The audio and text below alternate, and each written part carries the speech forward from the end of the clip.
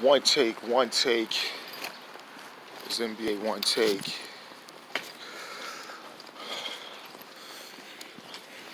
Coming to you live from New York City. It's NBA One Take. One take for your head.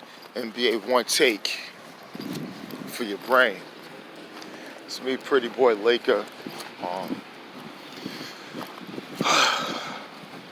Alright, the last post yesterday was a little emotional. Now, all I'm getting is, I'm just getting flooded with, I'm a Night King lover, Thanos lover. Bro, you just like villains. And I said, no, it's not about villains. The whole thing was, it's a gradual process in having towards something. And when something is built up, I feel it's okay. I had no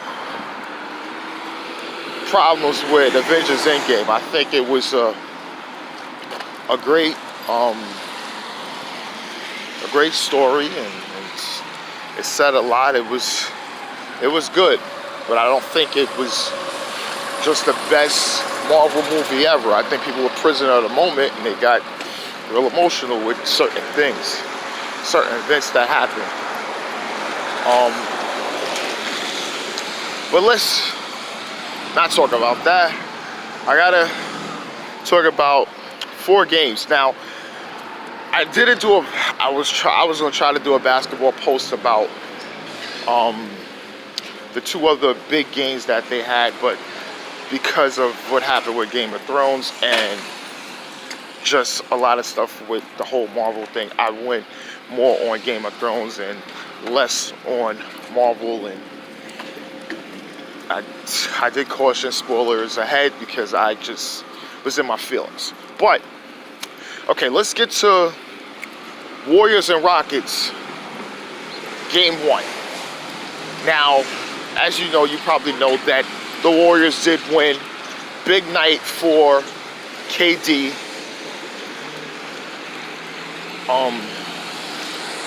Curry was good, okay. But let's get to the point of the big thing was the foul calls. Now, there was a lot of fouls in the game. Curry was in foul trouble, a lot of nitpick, crazy stuff, so he was just in and out. He played the way through, the 4th quarter with 5 fouls, so he had to be a little cautious in certain things like that. But the calls in question was Klay Thompson getting under James Harden. Getting under James Harden when he's shooting the ball.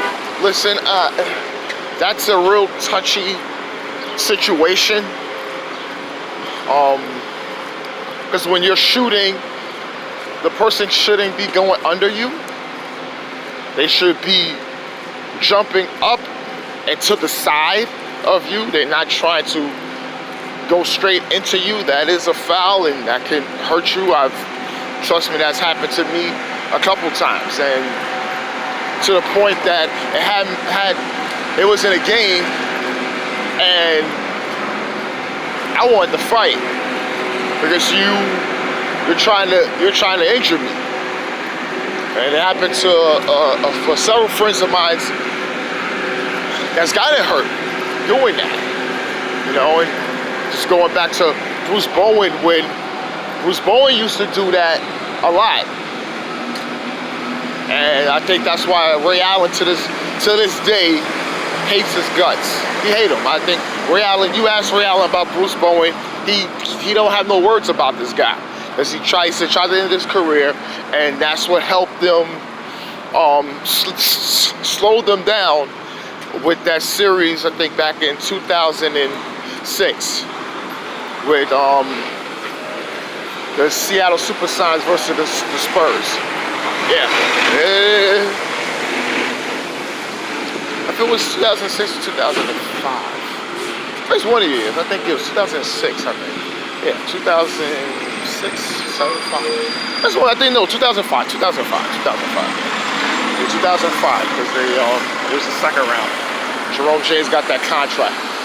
Okay, so it's just been a lot of back talk about that, and Draymond said what he had to say, and as well as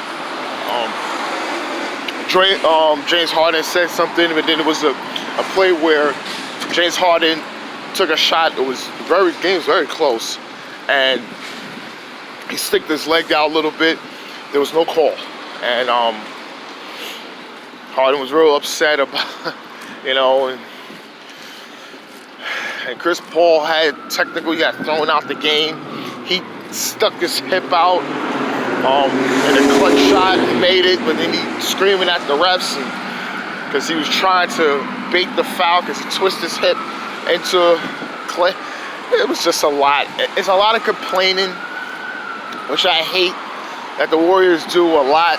I mean, it happens around the league, but I think the Warriors, because they're spotlight, it's like every time, it's like, Jesus Christ. It's like, there's a lot of complaining. It's a lot. It's a lot of complaining. They complain about everything. And, a lot of the players do. It's just, a lot of complaining. So they win game one. They take it. See what happens in game two. This is going to be a real tight series, and I did pick the Warriors in 7. It's going to be like this. This is a heavyweight fight that came early. Heavyweights, that's it. And this is going to be something. Now the next game I have to get into was the Boston Celtics versus the Milwaukee Bucks. Now I did pick the Celtics to win in 7 games, and this is the reason. Brad Stevens' systematic scheme to slow down Giannis Antetokounmpo, and it happened. Kyrie had a big game. Giannis was 7 for 21 from the field. He's trying so much. Al Horford and Baines, these guys was playing great defense, slowed them down. A lot of people on TV that was just not too much of a Bucks fan kind of prematurely celebrated because they just, they picked Boston, and I'm not going to talk about certain people, but I think people on TV normally go for the favorites, and then you have some people that just NBA TV stains and watch that and want to choose a team they watched all year and say, well, this is the team that I want. And the people on TV is just sticking with what they know, instead of really deep down looking at certain things and trying to make your prediction about that. Because the thing about it is, a preseason prediction, it's not something you should stick with all year, and people do that, and it makes you seem stupid. But the thing about it, it's a big payoff. Yeah, well, put the money where your mouth is. If you feel that way, if you feel like, listen, the safe bet is to pick the Warriors, and then God forbid somebody go down to injury for the whole season. I don't want to pick. Well, I said I did choose them, but the injury, come on. It's crazy. Now, those are 2 games, and that's just a little brief synopsis of game 1. The games last night was game 2 of Bucks. Not Bucks. This is one take. I would have had an editor edit that out. Game 2, Raptors, Sixers. Back in Toronto. Now, like I said, the crowd was buzzing just like game 1. Kawhi had the big night. But it was Kawhi versus Jimmy Butler. And a few years ago, this was 1 and 2 the best two-way players in the game.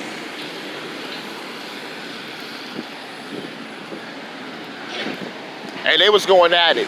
It's just like not guarding each other for the most part because you just can't do that. But Butler had 30 and 11. And Kawhi finished with 35. And Philly was out. They was up big by 20. I just don't get to deal with Drake. Drake is standing up. Drake is right next to Nick Nurse like he is it's just, Drake is very annoying. And they allow him to do that, and it's not, he's a fan. He's a standby. I don't care if he's in back. You don't see people, celebrities, you don't see owners, you don't see anyone do that. And what he's doing, and he's getting away with, the league needs to step in. Seriously, because he's damn near on the court. And it's crazy, you know. He says he's a Toronto fan, maybe. I don't know. Maybe until Vince Carter got there and then he didn't want to be a fan anymore. Once they lost him and it started to suck, and then maybe he wasn't a fan when Bosh and them were and everything like that. Then they probably reached out to him after you probably noticed to see him at Heat games, and then he was going to Lakers games. And now he's Toronto ambassador. He's getting paid, frankly, and he's not there all the time. He's there when there's big games, or he'll be there in the playoffs, hyping them up and doing all this other crap. I'm done with Drake. I'm done. I don't know. I'm done with Drake. I'm just done with Drake. I like his first album, Take Care, personally. Everything else is a little bit. He has a few other tracks, whatever. But other than that, I'm not a fan of Drake. And I think what he does at the games is just over the top. And it's insane. Like, yo, you can sit down a little bit. Yeah, stand up. I understand. You shouldn't be giving pounds and everything. Like, come on. It's just too extra. And the thing with Kendrick Perkins, like, come on. Last year was just crazy. And then, like, Perk was... like, yo, bro, you got your peoples talking crazy to me. Like, you don't know me. Like, come on. You like, you know what I'm saying? Like, stop. Oh yeah, that's my assessment. And B, Simmons and these guys, they just didn't have it going. And B, they're suffering from the illness, and well, his illness is diarrhea. He just didn't want to, you know, say it, but his illness is diarrhea. And he's been I don't know. But Siakam, he had it going late trying to help this team, but they just didn't. Kawhi didn't have enough help, and it showed. And this is the thing going back to Lowry and these other guys, and it's a lot. And but Butler showed out. And he was ready. And they tied this series up 1-1, ladies and gentlemen. They tied this up 1-1. Okay, last night's late game was Portland traveling to the Mile High versus the Denver Nuggets. Now, Portland has some rest days after a very emotional win. I'm not saying that. But Denver is coming off one of the biggest wins in their franchise history because where their team is at. And the probability of their team advancing far puts a lot of pressure and hopes on this season. So with that, Milicic was very aggressive. And he was scoring because this is a good matchup for him versus Enes Kanter, who had a great game too. Dame had 39 and Kanter had 27. McCollum was scoring. It was just those three. This was a real high-scoring game, but I think the Nuggets was just riding so high because of the big Game 7 win, and I see this a lot. Like, listen, if they're riding high on what they do, you have to understand when a team is riding high, they carry that momentum in the next series. So you're saying, oh, they went 7. Oh, man, Portland should dispatch them at 5. No. I said 7 games because this is going to be a back and forth as far. I think as the series go on, Portland will get better because they had that rest. I wouldn't be surprised they still game 2. I wouldn't be surprised. People saying they're going to win in 5, and no, I don't think so, man. I wouldn't say that. I have to look at how these matchups are. Nuggets is not a bad team. I just don't truly believe in them as much as other people do. That's all. And just, my thing, people say I'm a hater of Jokic. I'm not a hater of Jokic. It's just issues that I have with him as being the best player, and he's just non-aggressive. But he was aggressive, and he scored 37. Had a great game. Jamal Murray had 20-something, and Millsap had 19. They put together a good win, and they won the game. They stopped the late surge by Dame and these guys. They did. And they're up 1-0. These semifinals games is going to be good. I'm telling you. No matter how y'all felt about the first round, these semifinal games is going to be good because to think about it, I'm going to be totally honest with you, and this is the first time I can say this. Every 8 teams here has an opportunity to win the championship. Every last one of them. Even the Nuggets, which I'm really bullish on. And I can't recall the last time I can say I've seen this happen.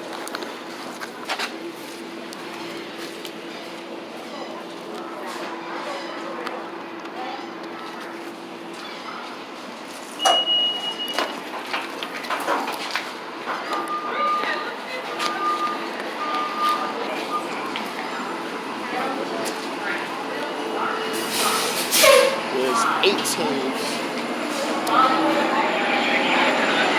all good enough to win the title. And it's crazy, and I love it. I'm sorry for the squeeze of the Onetake. This was just a quick squeeze. I just couldn't really dedicate too much because of what happened with Game of Thrones and also what happened with Avengers Endgame. I didn't do spoilers for that. I didn't do spoilers for Endgame, but I just had to just tell about the premise of the movie and what you should say. There are some shocking moments, but let's be honest, come on, you know the premise of the movie.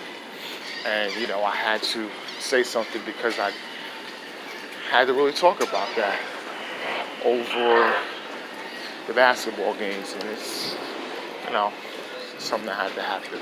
This is NBA Onetake. Onetake for your head, Onetake for your brains. It's Pretty Boy Laker, and I'm out.